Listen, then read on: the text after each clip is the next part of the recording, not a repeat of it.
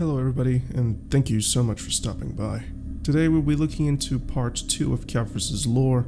The most important thing in order for you to understand these pieces is to make sure you watch part 1, of course, and for the absolute best context, to have a look at Hadum's lore video as well, as he plays an instrumental part for Caphras' journey. And with that being said, a huge thanks to our YouTube members who make these videos possible. And without me delaying things further, let's move on. And while he endured 1,000 different tortures a day, his god did not even care for the slightest of whispers. Nobody knows how many years Caphras spent in Pilaku, how many times did he lose his life to regain it once more, but he was not forgotten. His cavalry forces one day arrived within Pilaku, butchering the jailers and overseers, freeing their mutilated master from this living hell. And yet, his faith in Hadum, unwavering. Within the prepared hideout by his followers, he immediately began scheming and constructing a plan to raise the Black Sun and summon his master in. But fate truly loves to interfere. His plan was once more spoiled and he was forced to flee west while the Kadri followers were to handle the commotion and continue his work. As he fled, he walked until he no longer could. Sometime afterwards, unknowingly passing for him, he reached the kingdom of Balanos. In a typical fashion, with infiltration being his top element, Caphras was capable of befriending the then king of Balanos known as Bartali III, a king driven by madness in the pursuit of immortality. It was such an easy thing, almost a child's play. Caphras was capable of proving his message of immortality by an example he conducted upon himself. Upon rising up, it was in the king's eyes where the deal was sealed. No matter how the king's council was against the meddling of Caphras, the ritual of the Black Sun was underway.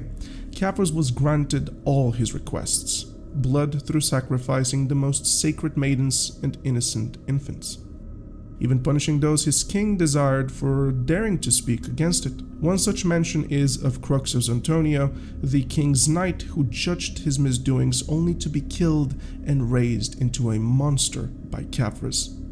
What transpired that day was a calamity. The ritual was advancing, succeeding, far too near completion even. Madness took the land, screams engulfed Balanos. Those who did not die of fear from what they saw were driven to insanity instead. Above the continent rose the Black Sun, and with the terrible voice of Caphras' master Hadum was heard by all present to see it. My son, I am here. Bartali III twitched. His soul shivered. His being could not believe what was transpiring before his eyes. With instinct, he grabbed a spear with one thing in mind: to end this madness. As he charged towards the altar where Caphras was conducting his ritual, the moment his spear made contact with it, a blinding light. What transpired that day indeed was a calamity. The explosion of Cron Castle. Marking the end of the Cron Kingdom, such fierce power which blew up rubble in the sky, destroying the castle, only leaving its ground and lower floors where the ritual was conducted. Caphras could still move. His feet did not respond. His one arm also. He could see, or at least so he thought. Could he? His other arm was there, so he tried to move. He wasn't far from the altar, it seemed. Some time passed. Footsteps were heard. He felt a stab by his side, thinking, how similar. It's not the first time, feeling a sharp pain as it pierced deep and deep. He was lifted, somehow. The last he saw or remembered was him falling from Cron Castle, hitting the cold sea, submerging into its cold depths.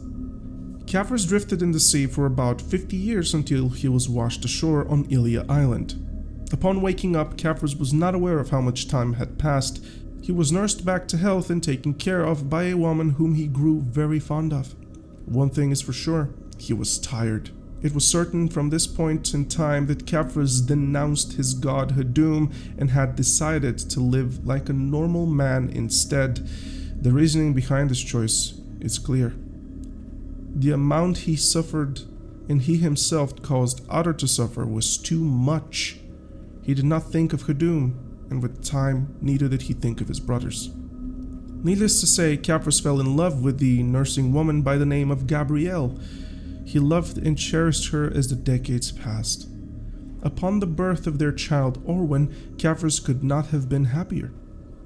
He speaks quite fondly of his wife and child, as he mentions in his journal, for Orwen in particular, expressing how she got the better halves of them.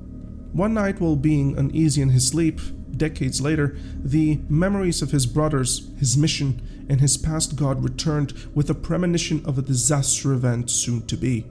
Horrified but collected, Caphras made the hard choice to investigate and return, but this time as a force whose knowledge would be used against Hadum, not for him. He made a difficult choice to leave his wife and infant daughter in pursuit of knowledge which could neutralize Hadum's infestation in our world.